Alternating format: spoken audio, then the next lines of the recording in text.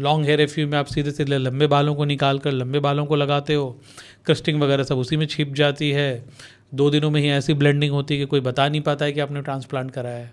तो अगर अब तो ये तो रिवॉल्यूशनरी है कि किसी को डाउन टाइम की ज़रूरत ही नहीं है ट्रांसप्लांटेशन के बाद। आपको क्या लगता है रिसीडिंग हेयर लाइन का और हेयर लॉस का सबसे प्राइमरी रीज़न क्या होता है, मेजर फैक्टर? जीन्स। मतलब फिर तो जैसे शाहिद कपूर का एग्जांपल ले लें तो उसके फादर के जीन्स तो आप देख ही रहे हैं कि उनके बाल नहीं है, मिस्टर पंकज कपूर, लेकिन शाहिद कपूर के बाल अच्छे हैं। तो मतलब ऐसा है कि इसमें भी एक्सेप्शंस हो सकते हैं।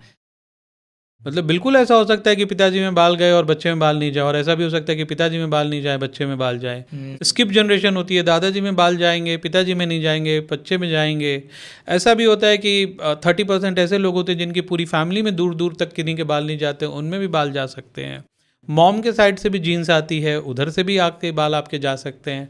डैड के साइड से भी आ सकती है, उधर से भी आकर जा सकते हो। तो जेनेटिक फैक्टर, और ये एक दो जीन की कहानी नहीं है, ये एक कॉम्बिनेशन ऑफ जीन्स है जिसमें कि मल्टीपल जीन्स इन्वॉल्व है, और उनका ह्यूमन जीनोम बहुत ज़्यादा कॉम्प्लेक्स है। जहाँ पर इक्वेशन 1+1 2 की जगह 1+1 111 भी हो सकता है। तो ये कहना कि एग्जैक्टली सभी में, बट मेजर स्टडीज़ में ये पाया गया है कि जिन लोगों में हेयर लॉस होता है 70% लोगों में यूजुअली फैमिली हिस्ट्री पॉजिटिव मिलती है। बट देर आर 30%, और 30% एक मेजर अमाउंट, मेजर नंबर है, उनमें कोई फैमिली हिस्ट्री नहीं होते भी उनके बाल जा सकते हैं। क्या अर्ली एक्शन ले करके कुछ किया जा सकता है इस पे, जिनके जीन्स मान लीजिए ऐसा है, और क्या है वो एक्शंस? एक बार जब हेयर रूट का लॉस हो जाता है फिर कोई भी दवा या थेरेपी उनको वापस नहीं ला सकती। तो ट्रीटमेंट इस बात पर उनकी इफेक्टिवनेस डिपेंड करती है कि कितने बाल बचे हुए हैं। जैसे कहीं 100 बाल मान लेते हैं कि रहे हों, और वो घटकर आज 70 बाल हैं, आप वहाँ दवा करोगे आपको अच्छा रिस्पॉन्स मिलेगा। लेकिन कहीं 100 बाल थे और घटकर आज 5 बाल रह गए, 10 बाल रह गए, तो आप कितनी भी दवा या थेरेपी कर लोगे वो वापस से अच्छा रिस्पॉन्स मिलके कि वो एरिया को घना बनाकर कवर कर ले, वो कभी भी नहीं हो सकता। तो सबसे पहली चीज़ कि जितना अर्ली ट्रीटमेंट होता है उतना लंबा रिस्पॉन्स आता है, उतना ज़्यादा दिन आप बालों को मेंटेन कर सकते हो। जितनी आप लेट से ट्रीटमेंट शुरू करते हो कि भाई बाल अच्छे खासे मेरे जब जा चुके हैं तब आप ट्रीटमेंट शुरू करोगे, तो ट्रीटमेंट से हो सकता है कि वो एरिया पूरी तरीके से कवर ना हो।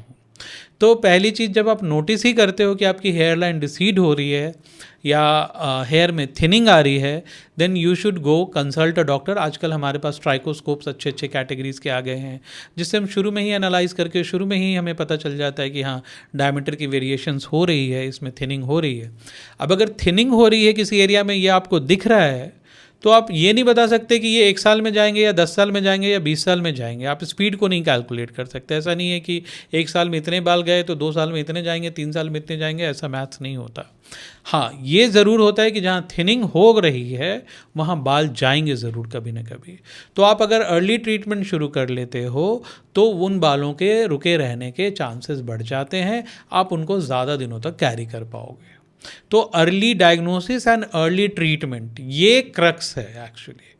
आप जितना लेट से अपने हेयर के डिसऑर्डर्स को टारगेट करते हो, जितने लेट से उनके बारे में ट्रीटमेंट लेते हो, उस समय तक जितने भी रूट का लॉस हो चुका रहता है वो दोबारा फिर कभी भी नहीं आ सकते। क्या डैंड्रफ का हेयर लॉस से कोई कोरिलेशन है? कोरिलेशन है, बट कोई डायरेक्ट कॉज नहीं है। डैंड्रफ एक स्किन की कंडीशन है जिसमें स्किन के ऑयल ग्लैंड से ऐसे सिबम का सिक्रीशन होता है जो ज़्यादा स्टिकी होते हैं, और ज़्यादा स्टिकी होने के कारण ये होता है कि जो स्किन के डेड सेल्स हैं वो चिपक जाते हैं एक दूसरे से, इसलिए डैंड्रफ में वो फ्लेकिनेस आनी शुरू हो जाती है। तो उसके बाद क्या होता है कि because of that sebum layer एक फंगस की ज़्यादा कॉलोनी काउंट हो जाती है। वो फंगस नॉर्मल बॉडी पे भी रहते हैं, मैलासेजिया स्पीसीज, बट उनकी कॉलोनी काउंट बढ़ जाती है, फिर वो कुछ ऐसे सिक्रीशन करते हैं जिससे इन्फ्लामेशन होती है।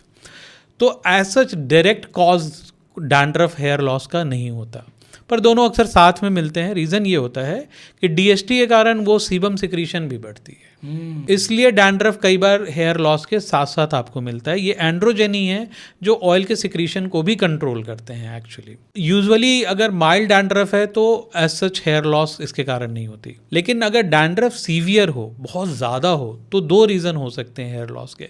पहला रीज़न ये है कि अगर डैंड्रफ बहुत सीवियर है, बहुत ज़्यादा है, तो स्कैल्प में इन्फ्लामेशन बहुत ज़्यादा होगी, और अगर स्कैल्प में इन्फ्लामेशन ज़्यादा होगी तो हेयर की साइकिल डिस्टर्ब होती है, उसके कारण हेयर फॉल बढ़ सकती है। दूसरा ट्रैक्शन एलोपेशिया, अगर डैंड्रफ बहुत मोटी मोटी परत बनाते हैं तो कई सारे लोग उनको खींच खींच कर जब निकालते हैं तो जब वो खींचते हैं तो उनके साथ बाल भी खींचते हैं, और बाल को अगर आपने अचानक से खींच कर निकाला तो बालों की रूट जो होती है वो डैमेज होने के चांस होते हैं, जिसको ट्रैक्शन एलोपेशिया कहते हैं। तो ये दो रीज़न हो सकते हैं हेयर लॉस के। या फिर कभी कभी जो चीज़ आपको डैंड्रफ लग रही है वो एक्चुअली में डैंड्रफ नहीं है, दूसरी डिजीज़ है जिसके कारण एक्चुअली हेयर लॉस हो रहा है। तो डैंड्रफ ऐसा जो कॉमन डैंड्रफ आप देखते हो that is not the direct cause of hair loss.